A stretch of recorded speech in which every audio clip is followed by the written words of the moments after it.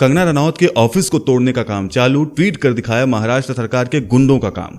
नमस्कार दोस्तों, मेरा नाम है वेदांत और आप देख रहे हैं वेदांत के विचार। कंगना रनौत के आज यानी कि 9 सितंबर 2020 को मुंबई पहुंचने से पहले उनके और महाराष्ट्र सरकार के बीच चल रही तनातनी को लेकर एक बड़ी खबर सामने आई है। कंगना ने ट्वीट करके ये जानकारी दी है कि उनके ऑफिस को तोड़ा जा रहा है। इससे पहले उन्होंने एक और ट्वीट करके बताया था कि महाराष्ट्र सरकार और उनके गुंडे उनके संपत्ति को तोड़ने के लिए पहुंच चुके हैं। उन्होंने अपने ट्वीट में लिखा कि मैं मुंबई दर्शन के लिए हवाई अड्डे पर जाने के लिए पूरी तरह से तैयार हूं और उधर महाराष्ट्र सरकार और उनके गुंडे मेरी संपत्ति को अवैध रूप से तोड़ने के लिए भी तैयार हैं। मैंने महाराष्ट्र के गौरव के लिए रक्त तक देने का वादा किया था। यह कुछ भी नहीं है, सब कुछ ले लो।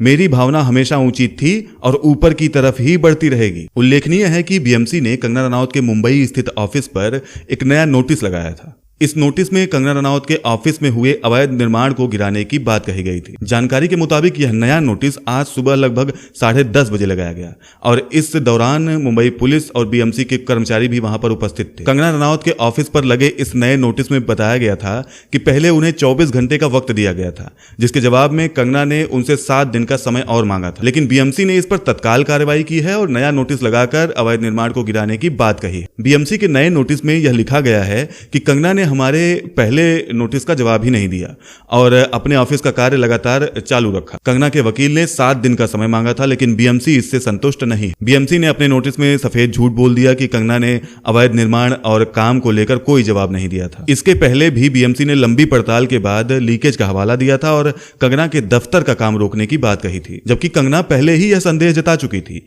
कि बीएमसी उनकी संपत्ति को ध्वस्त करने वाली है। हालांकि उस समय यह कार्रवाई नहीं हुई, पर आज की यही बड़ी ताजा खबर है।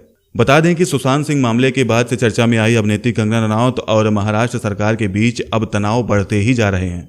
बीते दिनों उन्होंने मुंबई पुलिस पर गंभीर आरोप लगाए, जिसके बाद शिवसेना नेता उन पर हमलावर हो गए। संजय राउत ने न उन्हें सिर्फ मुंबई वापस लौटने की धमकी दी, बल्कि उन पर बात करते हुए उन्हें हरामखोर तक भी कह डाला। उसके पूर्व कंगना रनौत ने मुंबई पुलिस कमिश्नर परमवीर सिंह द्वारा सोशल मीडिया पर एक पोस्ट लिए लाइक किए जाने पर अपनी प्रतिक्रिया दी थी। उन्होंने मुंबई पुलिस सुरक्षा पर संदेह व्यक्त करते हुए ये कहा था, जब मुंबई पुलिस कमिश्नर ही मुझे खुलेआम इस तरह डराएंगे, मेरे खिलाफ अपराधों और बदमाशी करने वालों को इस तरह प्रोत्साहित करेंगे, तो क्या मैं मुंबई में सुरक्षित रहूंगी? मेरी सुरक्षा का कौन जिम्मेदार होगा? कंगना ने अपने ट्वीट में यह भी लिखा कि उन्हें हिमाचल सरकार या केंद्र सरकार से सुरक्षा की आवश्यकता होगी और बॉलीवुड में कथित ड्रग माफिया का पर्दाफाश करने के लिए वह मुंबई पुलिस से सुरक्षा स्वीकार नहीं करेंगी, क्योंकि दिवंगत अभिनेता सुशांत सिंह राजपूत के मौत की जांच अब रफ्तार पकड़ रही है। कंगना के इस ट्वीट के बाद शिवसेना नेता संजय राउत ने अपने मुखपत्र सामना में यह कहा था, उनके सारे आरोपों को खारिज करते हुए यह कहा था कि अभिनेत्री का विश्वासघात शर्मनाक है और वह मुंबई में रहने के बावजूद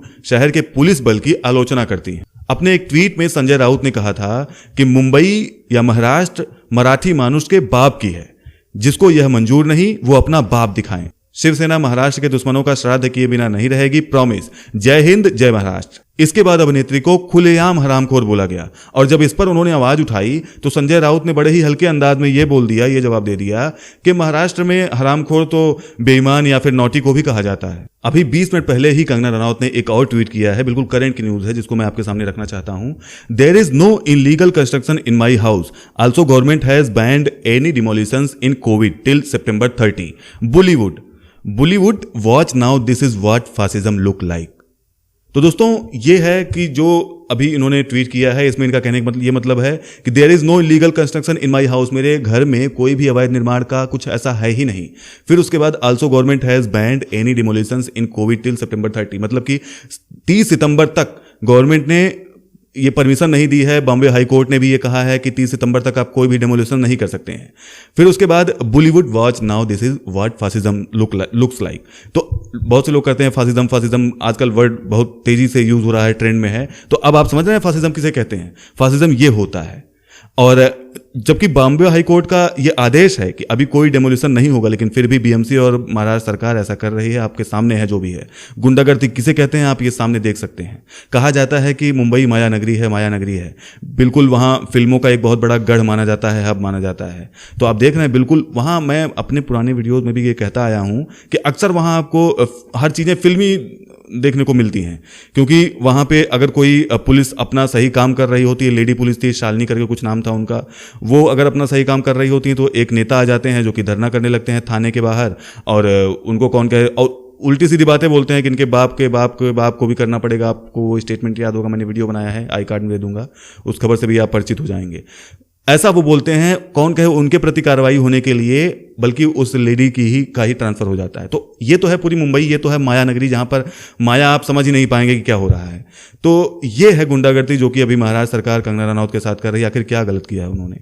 जो सच्चाई है वही सामने ला रहे हैं। तो लेकिन कहीं ऐसा तो नहीं कि चोर की दाढ़ी में तिनका वाला हाल है? चोर की दाढ़ी में तिनका तो नहीं है ना? चोर की दाढ़ी में तिनका है, तभी तो वो इतना तिलमिला रहे हैं, इतना छटपटा रहे हैं। क्यों छटपटा रहे हैं? उनका क्या नुकसान होने वाला है जो छटपटा रहे हैं?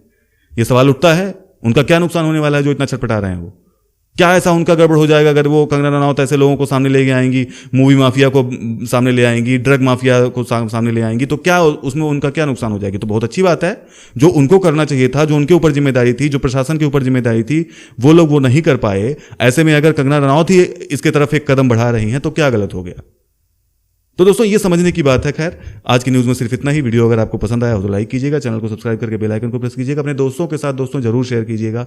जितने हम लोग मेहनत करते हैं, अगर आप अप्रिसिएशन कुछ मिलता है तो अच्छा लगता है हम लोगों को मेहनत करने में, और एक नए जोश के साथ हम लोग काम करते हैं।